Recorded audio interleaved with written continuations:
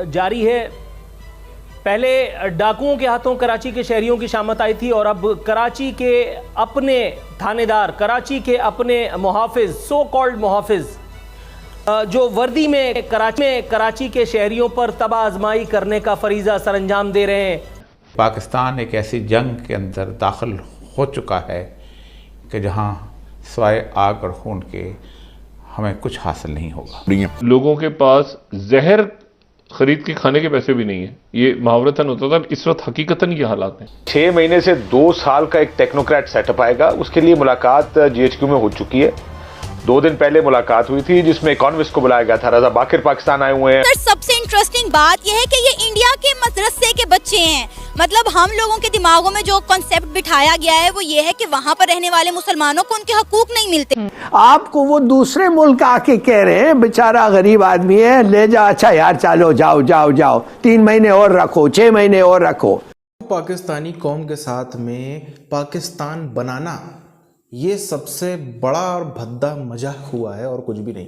इनको पाकिस्तान के जितने नेता थे, जितने इनके मजहबी गुरु थे, जितने इनके फ़ौज के भी बाकी सब थे, 75 सालों में, बल्कि उससे पहले जिन्ना के समय से खाली एक चीज़ सिखाई कि हिंदू तुम्हें बर्बाद कर देंगे, सिख तुम्हें बर्बाद कर देंगे, जैन, बौद्ध, ये वो, दुनिया जितने हैं नॉन मुस्लिम सब तुमको बर्बाद कर देंगे, सब तुम्हारे थाने वाले में से रोटी छीन के भाग जाएंगे, सब तुम्हारा तनख्वाह खा जाएंगे, सब तुम्हारी नौकरी बिजनेस खा जाएंगे।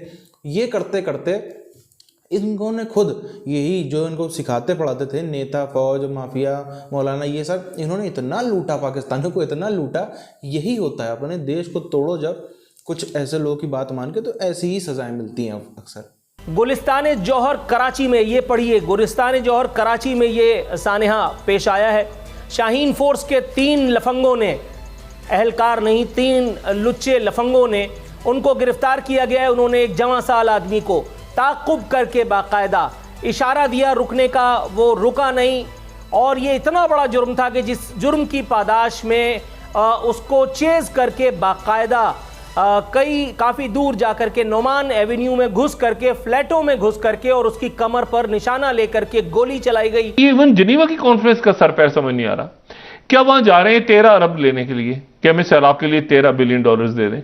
और बाकी जो हैं वो रोल ओवर्स हैं, भीख मांगते हैं, वो कहते हैं चलो यार जाओ, चलो हो गया, वो ही कर। तो ये कहना कि हम डिफॉल्ट नहीं करेंगे, आप तो डिफॉल्ट कर गए हैं। आपके बंदा बार बार गोली न चलाने की दरखास्त करता रहा, लेकिन ये हैं वो 3 बदबख्त, ये हैं वो 3 पुलिस वाले जिन्होंने उस एक मजलूम को चश्म ज़दन में इस जहां की सरहद से पार कर दिया, ये सोचे बगैर कि उसके पीछे रोने वाली आंख है तो किस किस की।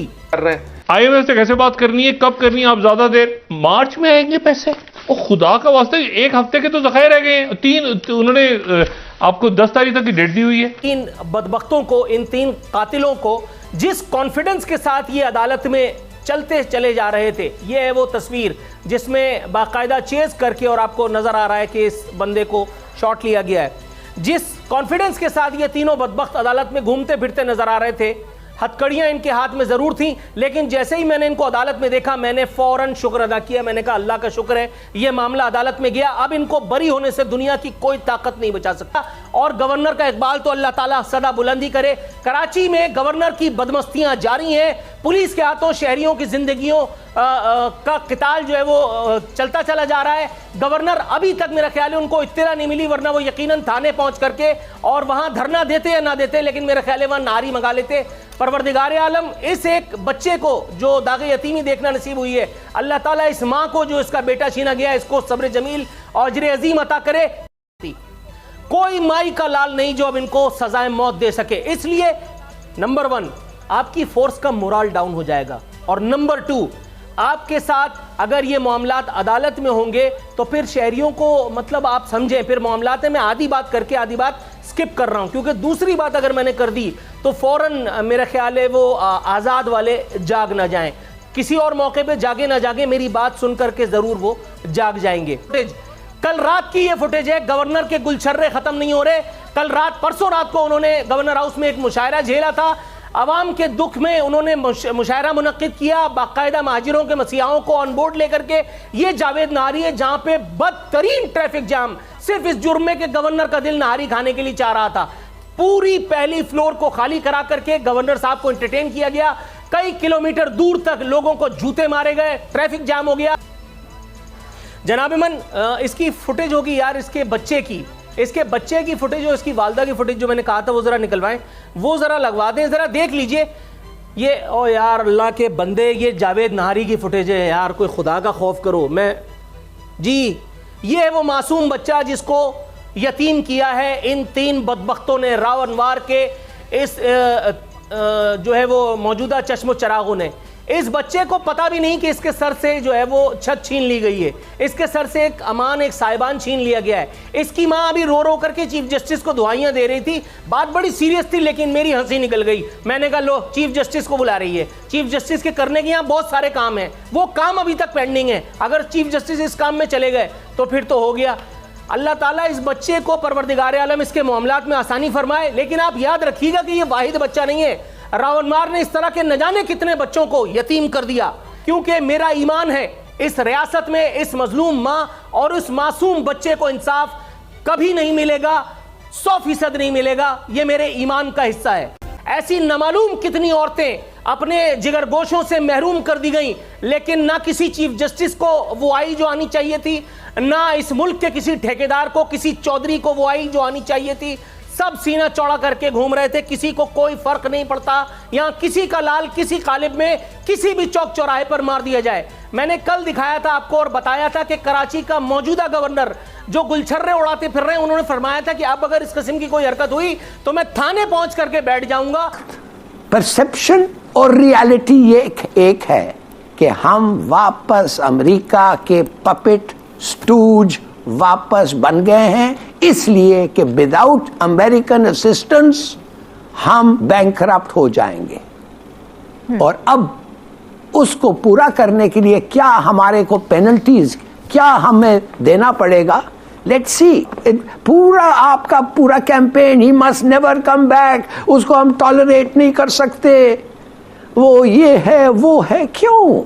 ये सब पता है हम लोगों को, और हम इस अनएक्सेप्टेबल इस किस्म की इंटरफेरेंस। इसलिए मैं कहता हूं अमेरिकन पब्लिक के ऊपर, फॉरगेट बाइडेन, अमेरिकन पब्लिक पे जाएं और कहें आप भेजें अपने observers, let them see the election, देखिए कितना फेयर होगा। आपके पास साफ पीने का पानी है, आपके पास हेल्थ है, आपके पास एजुकेशन है, आपके पास जो इलेक्ट्रिसिटी के मामलात हैं वो है। पाकिस्तानी कौम को लंबे समय से खाली यही बताया गया कि बच के रहो, बच के रहो, बच के रहो, काफिर आ जाएंगे, काफिरों की साजिश चल रही, इसकी चल रही, उसकी चल रही, उन्होंने घेर लिया है, पूरी दुनिया हमारे खिलाफ हो गई है, अमेरिका हमारे खिलाफ है, भारत ने हमारे खिलाफ लोग भेज दिए हैं, भारत हमारे खिलाफ हमला कर रहा है, ये वो दुनिया सब चीज़ों के चलते पाकिस्तानी माइंड जो है वो पूरी तरीके से नष्ट हो गया।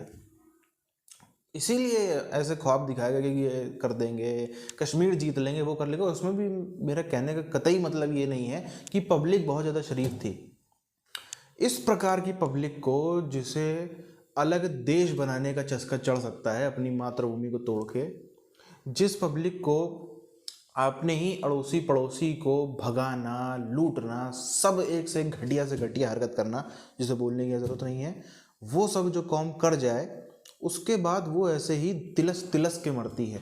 अब जिसको भगाना था, जिसको मारना था, आपने तो एक बार में मार दिया, अब आपको जो है वो तिलस तिलस के रोज मरना पड़ेगा। यही पाकिस्तानियों के साथ में हो रहा है। आज पाकिस्तानियों में जो 99% पाकिस्तानी, जिसको मैं हमेशा कहता हूँ एलीट को खाली आप छोड़ दो, खाली जो पाकिस्तानी एलीट है उसको अगर आप छोड़ दो, वो तो पूरी दुनिया में मजे कर रही है, वो तो पूरी दुनिया में उसकी प्रॉपर्टियाँ बन रही है।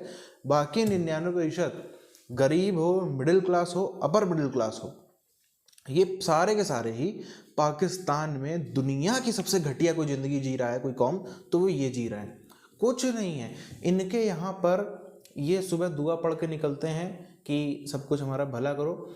इनको आकर के कौन इनके यहाँ पे बॉम्ब ब्लास्ट कर रहा है, कौन इनको मार रहा है, वो जिसका कहना है कि ये लोग अच्छे मुसलमान नहीं है। तालिबानियों का साफ कहना है कि पाकिस्तानी जो है ये कन्वर्टेड नहीं, अच्छे मुसलमान नहीं है। इस बात पे मारते हैं इनको। इनकी इकॉनमी पूरी तरीके से तबाह हो चुकी है। इनकी तो बल्कि इनका कुछ दिनों में आप देख रहे हैं सरकार ने खून भी ना बेच डाले, इतना ज़्यादा सरकार ने सब कुछ तो गिरवी रख दिया है, बचा क्या है। उसके बाद सब्जी भाजी लेने निकलते हैं, जो सब्जी पहले 500 में जितनी आती थी अब 1000-1200 में भी उतनी नहीं आ रही है। इतनी पिछले 4 महीनों में महंगाई बढ़ गई है। खास तौर पर जब से बाढ़ आई उसके बाद से महंगाई बहुत तेज़ी से बढ़ गई है।